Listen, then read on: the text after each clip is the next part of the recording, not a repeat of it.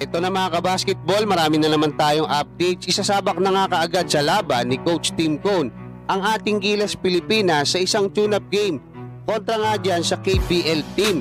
At bakit ba natin nasasabi? Napapalag itong mga napiling players ng ating Gilas Pilipinas para nga dyan sa darating na Asian Games. At pumirma na ng isang 1-year deal na kontrata itong si Duprit, yung nakakalaban ni Kai Sotto dyan sa NBL Australia at kamakailan lang dito sa may Summer League mga kabasketball. Bakit ba natin nasasabi na tama yung direksyon na tinatahak ngayon itong ating pambatong si Kai Sotto at bakit malaki pa rin yung tsansa niya na makapasok sa NBA?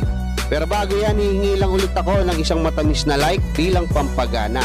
Umpisahan na kagad natin to mga kabasketball kasi nga tuloy-tuloy na yung pag-iensayo ng ating national team at dito nga sa naging pahayag ng CNN Philippines kay Coach Tim Cone ay binanggit nga nito na hindi pa pala sigurado itong si Calvin Abueva at saka itong si Perkins kasi hindi raw sila kasama doon sa original na 60 players na ipinasa ng SPP dyan nga sa Asian Games mga kabasketball. Kaya nag-aantabay sila kasi ilalagay nila yung dalawa na yan bilang injury, no?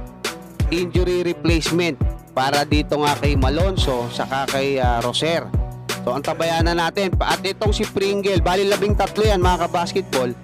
Itong si Pringle ay nakaabang lang kung magkakaroon ng injury or hindi maa-approve yung tungkol dito kay Calvin Abueva saka dito kay Perkins mga kabasketball. At pag-usapan natin itong 12 players or 13 na napili ngayon ng San Miguel, no? Shout out diyan sa pamunuan ng SMC mga kabasketball, yung mga bossing diyan, maging dito sa PBA na ia-atras nila yung pagsisimula ng kanilang liga. So tayo naman pag may nakita tayong mali, pinupuna natin, pero pagka kailangan nating bigyan ng commendation, nagpapasalamat tayo kasi halos mga superstar itong inilagay nila rito mga kabasketball. Pag sa mga big man mga kabasketball, solid na to. Angelo Kwame, Junmar Pajardo, may Tautua ka, meron kang Aguilar, meron ka pang Brownlee na maglalaro ng 4. So nandyan din si Perkins, si Abueva, maraming posisyon na pwedeng laro yan, no? Sa 3, si Optana, maging etong sila Newsam, tapos mga gwardiya natin, si Thompson syempre, si Terence Romeo, saka si Bugoy. Si Newsam, pwede rin yan mga kabasketball. Kompleto na to, may mga shooting yan, diba? Sa rebound, maaasahan natin. Sa gwardiya, meron kang Terence, saka meron kang Thompson. At kung sakali na meron nga may injured or hindi maaprubahan ng Asian Games, nandito si Pringle mga kabasketball, pampadagdag natin yan, scorer din yan. So masasabi ko na matibay at talagang maganda yung pagkakapili nitong lineup natin ngayon dito sa Asian Games.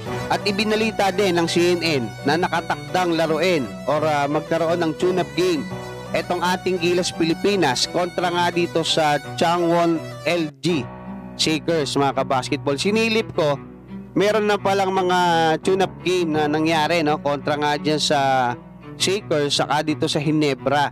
So most likely maganda yung relationship nilang dalawa at malaking tulong yan kasi alam natin itong mga KBL teams mga competitive na yan pagdating sa basketball.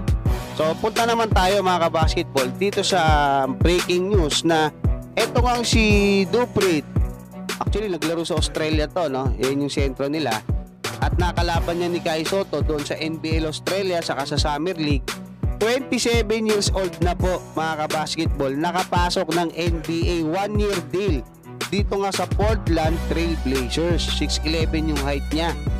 So pagka tiningnan mo yung mga ligang sinalihan niya, kasi may nagsasabi si Kai Sotto raw palipat-lipat din siya, di ba? Sa NBL, ito sa Eagles, hindi ko alam, sa Riyadh, di ba? Kung saan-saan din siya napupunta.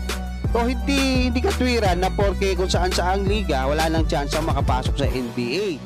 Hindi rin katwiran na kung 21 years old na si Kai Sotto matanda na siya para sa NBA. Hindi po totoo yun. Napakabata pa ng 21 years old. At saka isa pang matindi dyan mga kabasketball, napakalaking bagay. na sa ganitong edad pa lang ni Kai Sotto, ayan yung nagulangan niya, ito yan si Duprit, ay nakakapaglaro na siya diyan sa NBA Summer League. 'Di ba? Nakakalaban niya na sila Chris Paul, nakakalaban niya na, 'di ba? Yung mga matitindi doon sa Phoenix Suns, 'di ba? Sa OKC na experience na, kilala na siya ng mga nandiyan sa NBA community. Actually, nagulat nga ako itong ESPN NBA senior writer 'di ba? Si Brian Windhorst, kilala si Kai Sotto.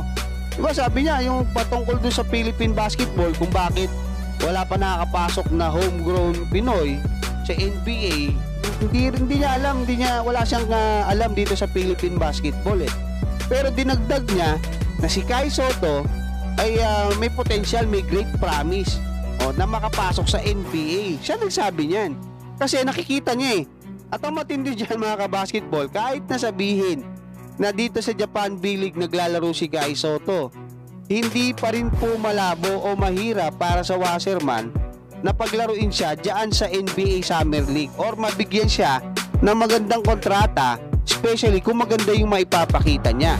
Gaya nga sinasabi ni Toroman, kailangan lang ni Kai Sotto ng isang team na magbibigay sa kanya ng mahabang playing time. Yung hindi siya ilalabas ka agad pag nagkamali siya. Sana mangyari na nga dito yan sa Hiroshima Dragonflies mga kabasketball. Kaya antabay tayo, mananatiling nakasuporta sa lahat ng mga Pinoy na gusto makapasok sa NBA. Hanggang dyan mga kabasketball, maraming salamat at God bless sa inyong lahat.